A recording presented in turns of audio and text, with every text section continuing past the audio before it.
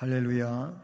네, 오늘도 주님의 은혜가 우리 헌신 예배드리는 남전도회 그리고 회원, 가정, 삶에 함께하며 온 성도들에게 이 놀라운 주의 은혜가 함께하기를 주님의 이름으로 축복합니다. 이 본문 말씀은 고린도전서 마지막 장에 나오는 바로 고린도 교회를 향한 사도 바울의 권면 그리고 인사의 그것도 첫 부분 중에 해당한다 이렇게 볼 수가 있습니다. 오늘 13절부터 권면과 끝 인사로 그렇게 요약을 할 수가 있는데요. 이 말씀 속에 보면은 스데바나와 그 집, 스테반이 아니고 스데바나와 그 집, 그리고 또 다른 이름들이 나오죠. 부두나도, 또 아가이고에 대한 그 사역에 대해서, 그리고 이 사람들에 대한 바울 사도의 추천을 말씀에 담고 있습니다. 바울 서신을 보면 거의 끝부분에서는 고린도서는 고린도 교회, 갈라디아서는 갈라디아 지역에 있는 교회들, 에베소는 에베소 교회, 각각 그 지역과 교회의 말씀을 보내면서 앞에에도 성령이 나오지만 특별히 마지막 부분에는 문안과 그리고 끝 인사가 기록이 되어지고 있는데요. 그 문안 인사에 담겨져 있는 내용을 보게 되면은 빼놓을 수 없는 것이 뭐냐? 그것은 그 문안 인사에 나타나고 있는 사람들의 신앙 인격입니다. 신앙의 그들의 됨됨을 이야기합니다. 참 이건 굉장히 중요한 일 같아요. 바울 사도가 예를 들어 이 고린도서니까 고린도 교회의 그 성도들과 또 그 교회로부터 파송되어진 오늘에 나오는 인물들, 이 사람들을 바울 사도가 언급하고 있을 때 그들의 신앙 인격이 거기에 녹아 있다고 하는 거예요. 그 곧 신앙 인격은 그 사람들의 신앙적인 된 모습, 됨됨이를 이야기하는 이 점, 이게 참 중요한 것 같아요.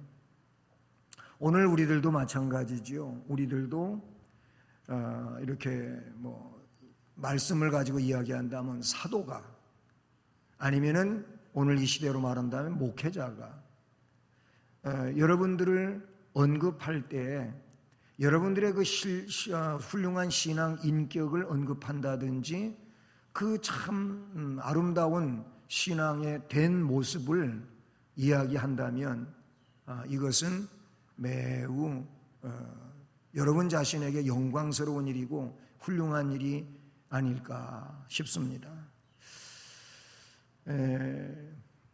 우리 아들이 이제 사역하고 있는 교회에 그 임직자를 이렇게 피택을 하고 이제 교육을 시키는데 그 교육을 시키는 책을 서점에서 구해다가 그분들에게 나눠주고 읽히고 또 그걸 교육하는 이제 사역자도 그거를 본인이 먼저 읽고 그 내용을 가지고 서로 이렇게 스터디를 하면서 교육을 하는 책인데 저한테 우리 아들이 아버지 이거 참고해 보세요 하고 갖다 준 책이 있어요. 그래서 제가 이제 쭉 읽었습니다. 두 권의 책인데 하나는 집사님에 대한 책이고 하나는 장로님에 대한 책이에요.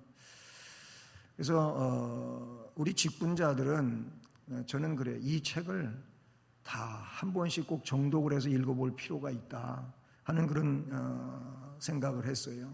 그 책을 읽어보면 이 직분자가 뭘 어떻게 해야 할지에 대한 내용이 거기에 너무나도 성경적으로 잘 나타나고 있는 내용이라는 사실이죠. 저도 그 책을 읽으면서 목사의 한 사람으로서 거기에는 장로와 집사에 대한 두 권의 책이지만은 목사로서 목사가 해야 될 일에 대해서 많이 깨달으며 느껴본 이런 내용입니다. 어쨌든 그 내용, 그 책의 내용들도 보게 되면은 신앙 인격이 돼야 된다. 그 사람들이 돼야 된다. 그런 얘기를 그 책에서 주로 다루고 있습니다. 물론 그 책을 쓰신 분은 훌륭한 목사님이시죠. 그런데 오늘 이 말씀에도 보면은 그런 내용을 담고 있다는 사실이죠. 신앙 인격, 특별히 스데바나, 부두나도, 아가이고는 바울의 사랑스러운 동역자로 나타나고 있고요. 바울 사도는 이들을 추천하게 될 때 그들이 나한테도 그러하고 너희에게도 그러하고 마음을 시원하게 해준 사람들이다 라는 거예요. 우리가 보편적으로 보면 어떤 사람은 참 마음을 답답하게 하는 사람이 있을 수도 있겠죠. 그냥 늘 보면 마음의 시원스러움을 갖지를 못하고 답답한 이런 일도 생길 수 있어요. 그런데 어떤 사람은 좀 내 마음이 답답한 상황이 있었다가도 그 사람하고 만나서 대화하고 또 이렇게 서로 신앙을 교류하다가 보면은 그냥 내 마음 답답하던 것이 사라지고 시원스럽게 되는 이런 일도 있어요. 여러분들은 느낄 수 있는 그런 일들 아니겠습니까? 저도 그렇고 여러분도 그렇고 우리 모두는 그럴 수 있어요. 네. 그런데 이 오늘 말씀에 보면 이들은 나한테도 너희들한테도 마음을 시원하게 해준 이런 사람들이라고 말씀해 주고 있다는 사실이죠. 자, 오늘 말씀의 내용을 이렇게 몇 문단으로 나누어서 살펴보게 되면은 그 첫 번째 내용은 13절, 14절 말씀에 근거해서 깨어 믿음에 굳게 서라 라는 말씀을 요약할 수가 있을 것 같습니다. 깨어 믿음에 굳게 서라. 깨어라고 하는 이런 단어는 성경에 참 많이 녹아 있다는 겁니다. 직역적인 내용으로 볼 때에도 우리 예수님께서 마태복음 24장 42절에서 이 종말과 관계하여 말씀을 주시면서 거기 어떤 말씀을 담고 있느냐 하면은 깨어 있으라. 어느 날에 너희 주가 임할는지 너희가 알지 못함이라. 주님이 어느 날에 임할는지 너희들이 알 수 없기 때문에 너희들이 해야 할 일은 졸지 말고 잠자지 말고 깨어 있으라는 거예요. 깨어 있으라는 얘기는 거기 졸지 말고 잠자지 말고 이 얘기는 없지만은 깨어 있는 그 자체, 깨어 있다고 하는 그 자체가 졸지 않는 것이고 잠자지 않는 것이고 그리고 정신 차리고 있는 이런 내용이라고 볼 수 있는 것이죠. 마태복음 25장 13절 열처녀 비유와 관계하여 말씀을 주시면서도 그 25장 13절에서 역시 동일하게 깨어 있으라. 깨어 있으라. 너희는 그날과 그때를 알지 못함이라 그랬습니다. 따라서 하십니다. 우리는 그날과 그때를 알지 못하기 때문에 깨어 있어야 된다. 아멘. 이게 제가 하고 싶은 얘기가 아니고 주님이 하신 말씀이에요. 그냥 주님이 하신 말씀을 저는 그냥 공포해 드릴 뿐이에요. 주님이 말씀하신 거예요. 너희들이 그날 그때를 알지 못하니까 깨어 있어야 된다. 깨어 있으라는 말씀을 거기에 쓰고 있어요. 로마서 13장 11절 이하의 말씀, 그 부분이 바로 그 성 아우구스티누스가 자기의 그 잘못된 과거를 다 청산하고 그리고 이제 성자의 길을 가기 시작한 전환점이 바로 그 말씀이에요. 자다가 깰 때가 벌써 되었으니. 그 말씀에서부터 시작하는 로마서 13장 말씀인데요. 거기 보면 13장 11절에 자다가 깰 때가 벌써 되었다 이런 말씀이 있어요. 그러니까 어둠 속에 그냥 잠자는 상태로 있지 말고 일어나라는 겁니다. 깨어나라고 그렇게 말씀하고 있어요. 에베소 5장 14절 말씀에서도 잠자는 자여 깨어서 죽은 자들 가운데서 일어나라. 여기서 잠자는 자는 어떤 사람으로 말하고 있냐면 죽은 자와 똑같다는 거예요. 그러니까 잠자는 자여 깨어나라는, 깨어서 이 죽은 자들 가운데서 깨어나라 라고 이야기하고 있음을 보게 되는 것이죠. 깨어있다고 하는 이 말은 의식이 있는 걸 말합니다. 여러분이 다 아시는 것처럼 영국 런던에서 고층 아파트가 불이 나가지고 그렇게 삽시간에 그냥 불이 옮겨 붙어가지고 다 타버릴 수 있을까? 영국 같은 신사의 나라도 저런 무지막지한 일이 일어나는구나 하는 생각을 저도 가져봤습니다만은 참 안타까운 일이죠. 근데 그게 새벽에 사람들이 고온히 잠자는 시간에 일어난 불인데 신문에 보니까 뭔지 그 정확한 이유는 잘 모르겠지만 700만 원 아끼다가 이 참사가 빚어졌다 그러더라고요. 그래서 이 화재가 날 우려가 있는데 700만 원을 들이면은 그거를 수리하고 고칠 수 있었던 것 같아요. 그런데 그렇게 안 해가지고 지적받았는데 안 하다가 그렇게 됐다 이런 얘기가 됐어요. 새벽 시간에 일어난 일, 잠자다가 의식 못하고 있는 상황에서 빚어진 일이니까 사람들이 피할 길이 없었던 거예요. 그래 이게 유언비어인지 맞는 얘기인지 아이 살리려고 그냥 있으면 죽게 생겼으니까 그냥 창문으로 막 떨어뜨렸다고 하는 그런 얘기도 나오지 않습니까? 여러분 깨어있지 못하면 영적으로도요 죽어요. 아니 깨어있지 못한다고 하는 이 자체가 죽음으로 가고 있는 그 상황이라고 볼 수 있는데, 그래서 오늘 말씀에 바울 사도는 이 고린도서를 마치면서 그 믿음의 사람들에게 깨어 믿음에 굳게 서서 그랬어요. 우리는 깨어야 믿음에 굳게 설 수가 있어요. 아무리 믿음에 굳게 서려고 해도 깨어있지 않으면 안 되는 거예요. 잠자고 있으면 안 되는 거예요. 졸고 있으면 안 되는 거예요.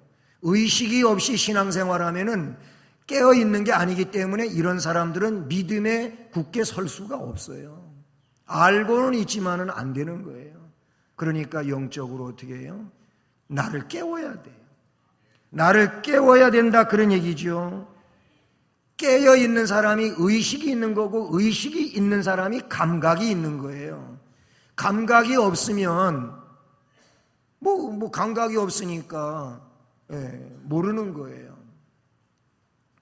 저도 이가 안 좋은 것 같아요. 치아가 안 좋은 것 같아가지고 엄청 고생했어요. 고생하다가 결국은 이 신경 치료를 하고 이를 어금니를 이렇게 씌우려고 했는데 신경 치료하고 하다가 보니까 의사가 결론을 내린 게 이거 신경 치료해도 씌웠다가 얼마 안 가면 또 뺄 수 있는 확률이 높습니다. 그러면서 자기가 자기 식구한테 말한다면 아예 빼버리라고 얘기하겠다는 거예요. 그러면 내가 뭐하러 신경 치료하고 고생해가면서 비싼 돈 들여가 이 씌웠다가 얼마 안 가고 도로 빼냔 말이에요. 어차피 그렇게 하려고. 그럼 빼십시오. 그래서 뺐어요. 지난 월요일 날 뺐는데 아직도 여기 멍이 들어가지고 오늘도 저한테 누가 목사님 거기 왜 그래? 뭐 칠했어요 그래. 그게 아니고 지난 월요일 날 고생하면서 이 빼다가 의사도 고생하고 나도 고생하고 고문도 그런 고문이 없더라고요. 그래서 뺐어요. 이제 그렇게 했는데 이게 얼마나 아파요. 마취하고 하는데도 아프니까 아프다고 잡아 그러니까 의사가 또 마취를 하는 중에 그래갖고 마취가 이게 잘 안 없어지는 거예요. 이게 감각이 안 돌아오는 거예요. 집에 와가지고 저녁 식사도 못하고 이 마취 풀릴 때까지 그리고 시간을 지내가는데 완전히 이게 나무 토막도 아니고 4살도 아니고 막 그러더라고요. 아, 이게 감각 없는 상태구나 하는 걸 새삼 느껴봤는데요. 여러분, 영적으로도 감각이 없으면 아프지도 않는 거예요. 여기가 상처나고 잘못돼도 이게 아픈 것도 모르고 그렇게 되는 거 아닙니까? 예? 마취를 통하여 감각을 잃어버리니까 그렇게 되더라고요. 물론 시간이 지나가면서 감각이 돌아오고 해서 문제가 되지 않았지만은 감각이 없으니까 이게 혓바닥도 안 돌아가고 막 이게 얼굴이 좀 일그러지고 이상하게 되더라고요. 생각해 봤어요. 영적으로 감각이 있어요. 감각. 깨어있는 사람에게 의식도 있고 감각도 있습니다. 그렇게 깨어가지고 믿음에 굳게 서라고 말씀을 해주고 있습니다. 그렇습니다. 믿음이 견고해야 제대로 모든 것이 믿음의 사람은 될 수가 있어요. 아무리 지식이 있고 뭐가 해도 믿음이 없으면 안 되는 거예요. 안 믿어지면 안 된다 그런 얘기죠. 믿음이 견고해서 믿음에 굳게 서야 될 줄로 믿습니다. 그러면서 믿음에 굳게 서가지고 뭐라고 이어집니까? 남자답게 강건하라는 겁니다. 우리 고넬료 회장님을 이시하여 임원들, 회원들, 또 디모데 우리 회장님과 임원과 회원 여러분, 제가 남자다움이라고 하는 것을 인터넷에 한번 쳐봤어요. 그랬더니 거기에 별 얘기가 다 있더라고요. 한번 읽어보시면 쳐가지고 읽어보세요. 재미있는 것들이 많아요. 그걸 다 제가 이야기할 수는 없고, 어떤 사람은 남자다움, 남자 중에 남자다움이라고 하는 것은 김보성이다. 그런 것도 있어요. 어떤 사람은 람보가 남자다움이다. 그런 얘기를 한 거 있어요. 그런데 외적으로 남자답다고 해서 남자가 아니고 그의 마음의 여성을 향한 부드러움이 남자다움이다. 뭐 이런 얘기도 있더라고요. 별의별 얘기가 쭉 이렇게 리스트가 나열되어 있지만은 남자다움, 여기서 말하고 있는 오늘 말씀에서 남자답게 강건하라, 깨어 믿음에 굳게 서서 남자답게 강건하라, 앞에 깨어서 믿음에 굳게 선 남자다움을 이야기하고 있다고 할 때 성경에 보면 신앙의 대장부도 나옵니다. 신앙의 장부가 나와요. 이 남자답게라고 하는 말은 뭐 람보 같은 사람도 아니고 어떤 괜히 뭐 말 좀 이상하게 하고 말이야 이래가면서 하는 김보성도 아니고, 남자다움은 어떤 거냐? 담대함이에요. 믿음의 담대함이라 그래요. 깨어 믿음에 굳게 서서 남자답게 강건하라고 하는 것은 믿음으로 무장된 남자다움, 신앙의 장부를 말한다. 이렇게 볼 수가 있는 것이죠. 여러분, 괜히 남성미나 자랑하고 인간적으로 남자다움을 이야기하려고 하지 말고 신앙의 믿음에 굳게 선 신앙의 장부로서의 남자다움이 되기를 바라오는 것입니다. 우린 신앙의 남자다움이 있어야 된다, 그런 얘기인 것이죠. 마귀의 유혹은 큰 것이 아니라 아주 작은 것이라고도 볼 수가 있어요. 작은 것을 통하여 마귀는 우리에게 비집고 들어오고 그의 영역을 넓히고 그래가지고 점점점 잠식해가면서 무너지게 하지요. 뭐 그냥 갑자기 이게 뭐 사탄이고 이건 정말 성경의 내용이 아니고 비신앙적이고 이런 내용을 가지고 쫙 다가오면은 이건 금방 알아차리고 그 대적을 대적할 수가 있지 않겠어요? 그런데 그렇지 않는 거예요. 야, 이거 아주 뭐 비슷한 그런 내용으로 찾아오니까 그래, 그럴 수도 있다. 그래, 알았어. 하고 이제 동무를 하는 거죠. 그러면 그것이 내 속에 들어와 가지고 나한테 영역을 넓히는 거예요. 언젠가도 들어보신 얘기겠지만은 사막에서 밤기오는 차지 않습니까?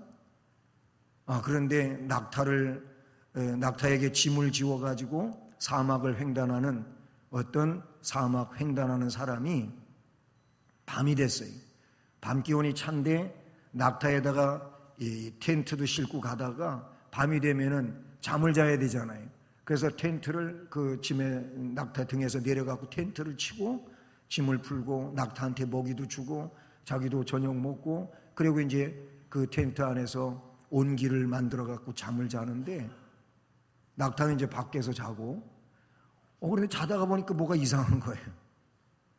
그래서 뭐가 이렇게 이상하고 불편한가 하고 봤더니 낙타가 머리를 쑥 뒤밀고 있는 거예요. 이 낙타야 너 왜 그래? 막 그러고서 낙타를 치워 나가라고 그랬더니 낙타가 주인님 너무 추워요.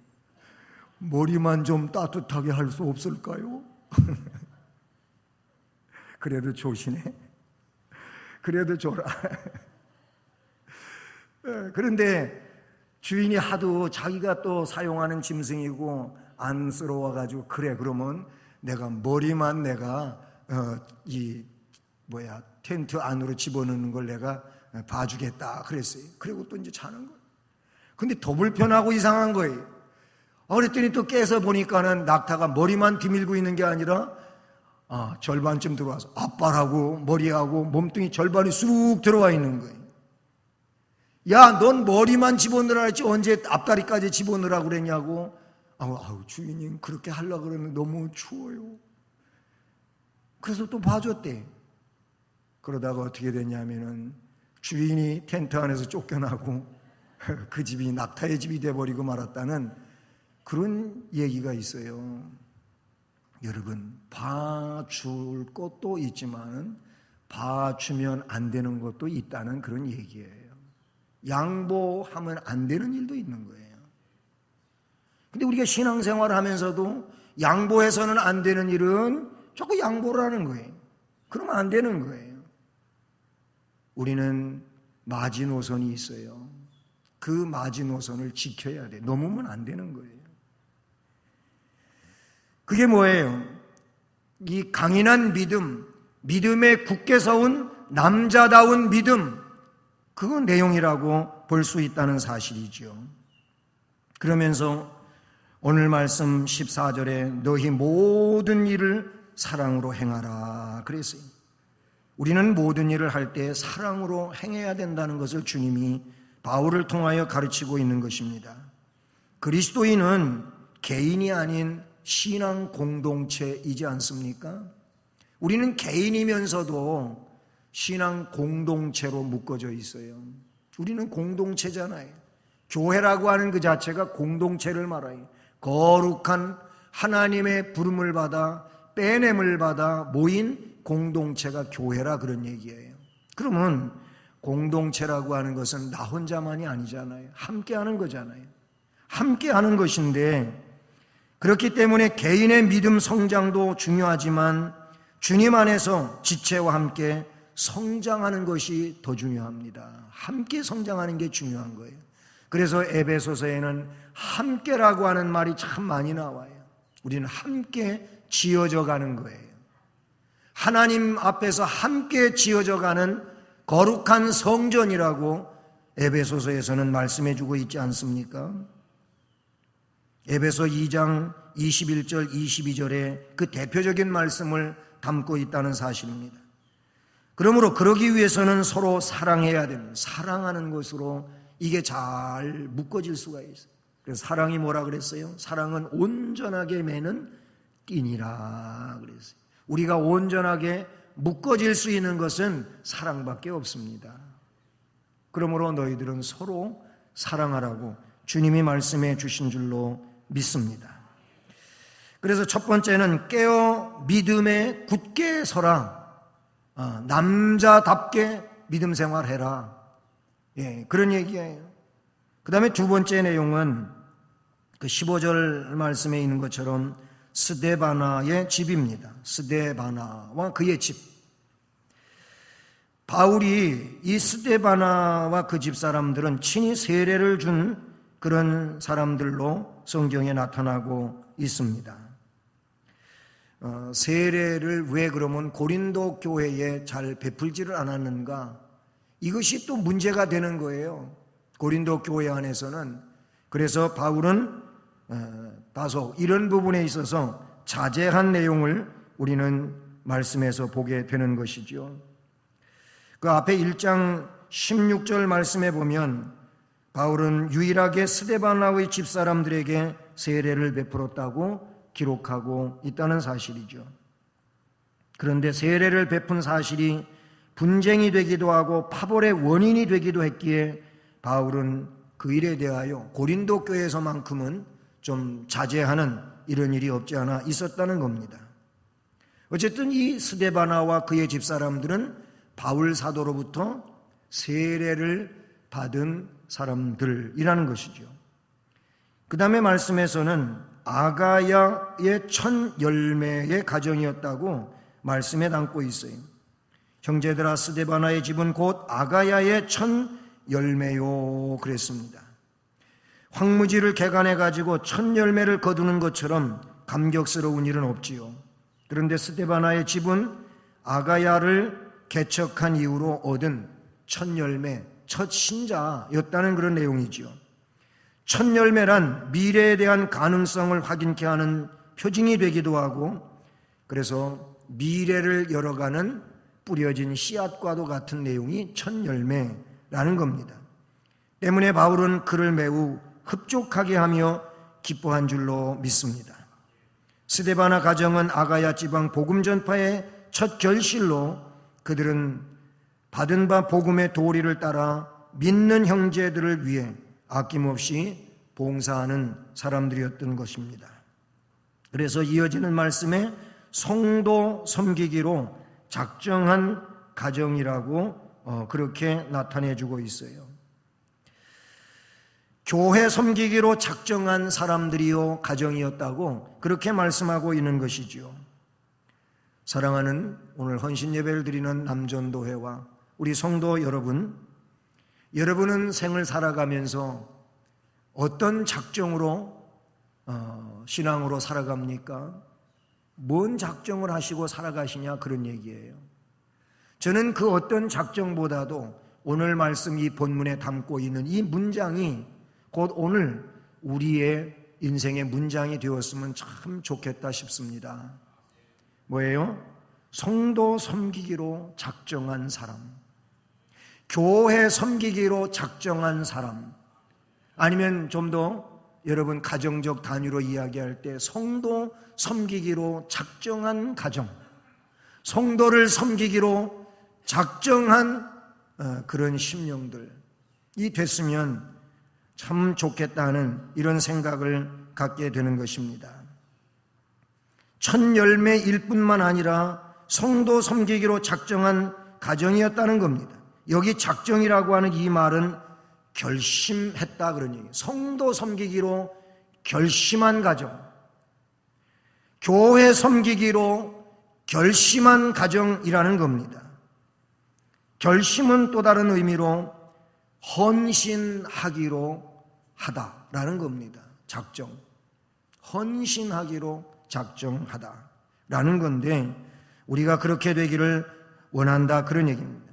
우리 고넬료 남전도회 여러분, 디모데 남전도회 여러분, 여러분들이 성도를 섬기기로 작정한 심령이 된다면 그것은 은혜요 복이 될 줄로 믿습니다. 하나님은 그런 이들을 통하여 역사를 이루실 것이고 복을 주실 줄로 믿습니다.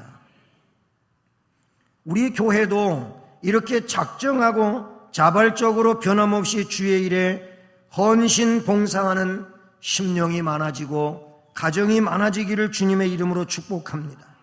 이런 교회가 성장될 것이고 부흥할 것이고 그리고 큰 열매를 맺어 우리 하나님을 영화롭게 해드리며 기쁘시게 해드릴 줄로 믿습니다.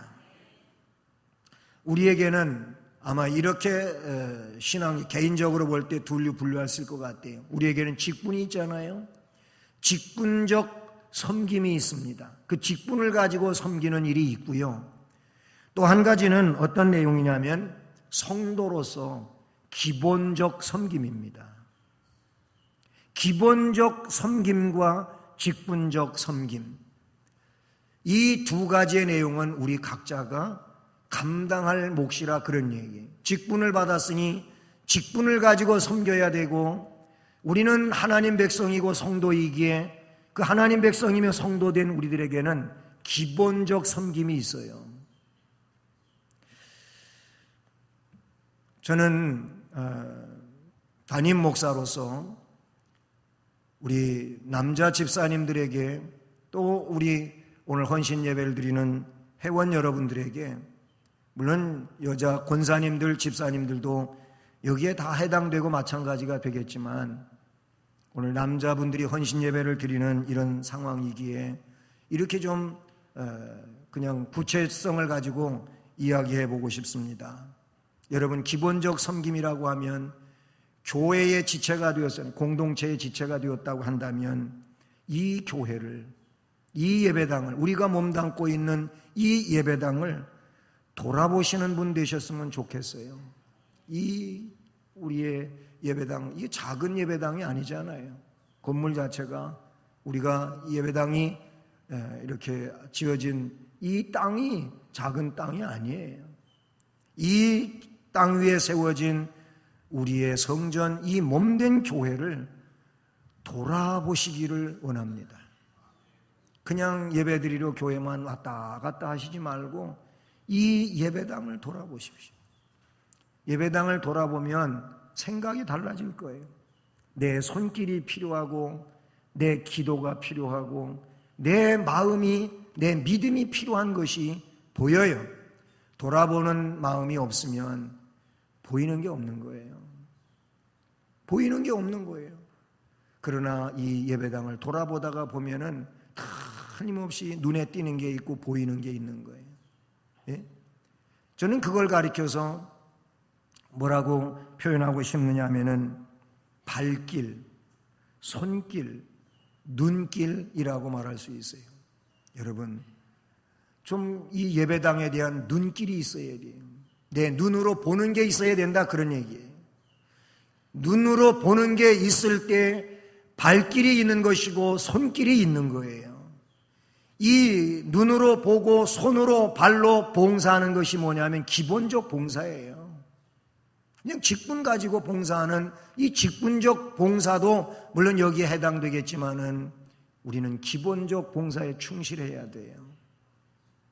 이게 우리가 할 일이란 말이에요. 담임 목사도 마찬가지고 장로님도 마찬가지고 우리 중직일수록 더 그런데 앞장서야 된다, 그런 얘기예요.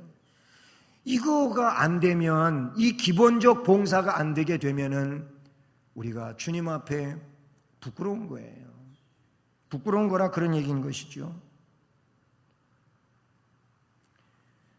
앞으로는 직분적 봉사도 하고 기본적 봉사를 하면서 성전을 돌아보시고 눈길을 주고 손길이 있고 발길이 있는, 그래서 마음을 담고 몸을 담고 살아가는 이 성전이 되기를 간절히 소원하는 것입니다. 성도 섬기기로 작정한 이 스데바나와 그의 집사람들, 또 한 가지는 순종을 이야기하고 있는 거예요. 순종은 교회 부흥의 원동력이 된 것인 줄로 믿습니다.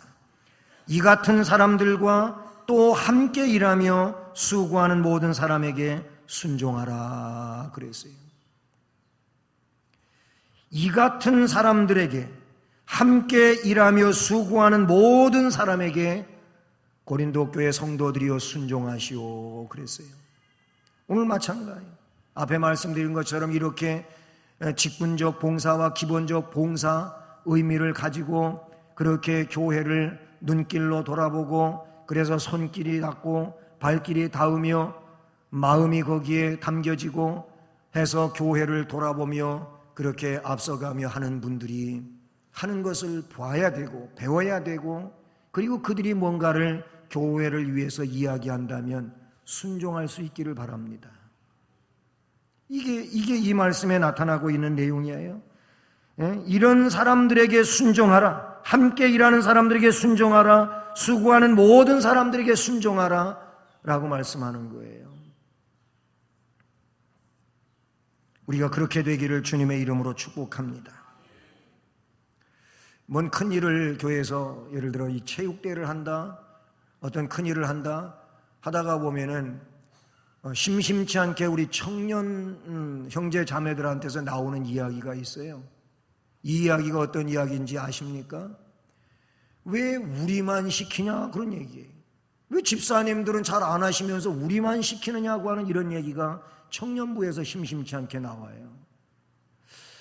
이게 참 안타까운 일이에요. 우리는 어른된 입장에서 청년들이 해야 할 일은 청년들이 하고 우리 어른들이 해야 할 일 우리 어른들이 해야죠. 그렇지 않습니까? 그래서 이 청년들이 어른들을 존중하고 또 어른들이 뭔가를 이야기하면 순종하며 따르고 하는 이런 아름다운 좀 상하 관계가 돼 있어야지, 그렇지 않으면 이게 여러 가지로 안타까운 일을 만들어내는 상황이 된다, 그런 얘기인 것이죠. 그렇습니다. 그리스도의 뜻에 순종하게 되면 그것이 은혜요 복이고 이런 곳에 영적인 부흥과 질적인 부흥과 또한 영적 이 놀라운 역사가 일어나게 될 줄로 믿습니다. 마지막으로 스데바나와 부두나도와 아가이고라는 그 인물입니다. 그래서 말씀 뒷부분에 이 세 사람을 이야기하고 있어요. 17절에 내가 스데바나 부두나도 아가이고가 온 것을 기뻐하노니 그들이 너희의 부족한 것을 채웠음이라 라고 이야기하고 있어요. 첫째, 이들은 고린도 교회의 일꾼들인데요. 그래서 고린도 교회 일꾼들로서 지금 고린도 교회에 어떤 문제를 가지고 바울 사도에게 와가지고 소상히 그 문제를 바울 사도에게 전달해 주는 이런 일을 하게 됩니다. 그렇다면 이들은 고린도 교회의 문제를 곧이곧대로 바울 사도에게 전달해 주어야 하고 그걸 그렇게 전달받은 바울 사도는 거기에서 대책을 마련하게 되고 하지 않겠습니까?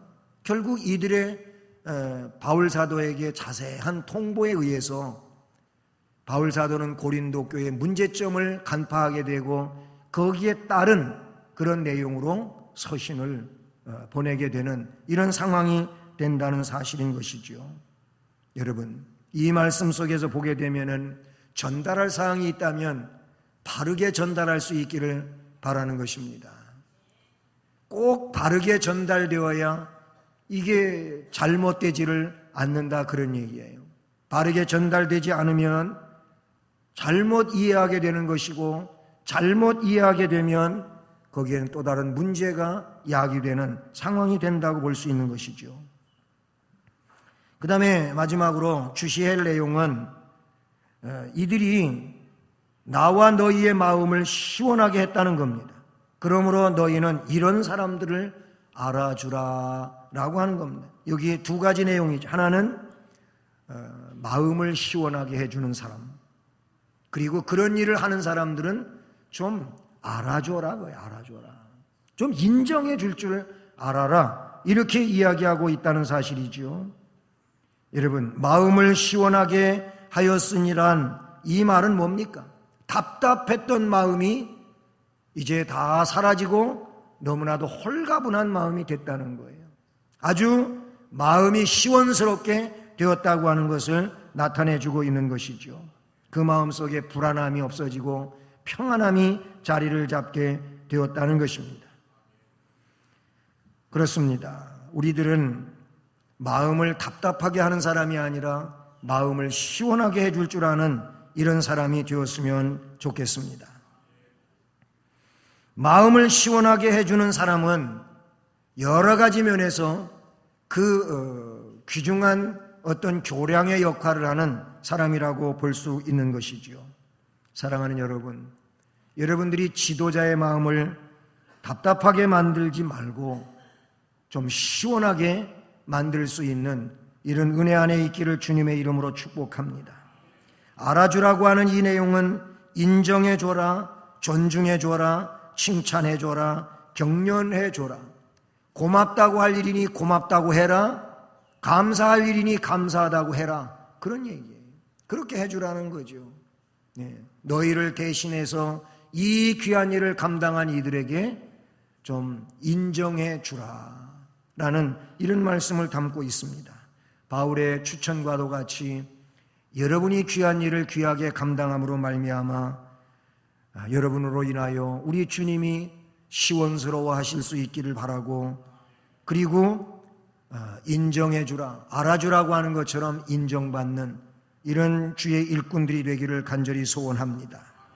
모쪼록 우리 모두가 주님이 세우신 이 수원성심교회에서 성도 섬기는 일을 잘해서, 모든 일에 순종을 잘해서, 부족한 것을 채워주는 일을 잘해서 공동체 지체들의 마음을 시원하게 해줌으로써 인정받는 추천자가 되기를 바라는 것이며, 이 일로 하나님의 영광을 돌리고 복을 받는 우리 모두가 되기를 주님의 이름으로 축복합니다. 사랑의 하나님 아버지,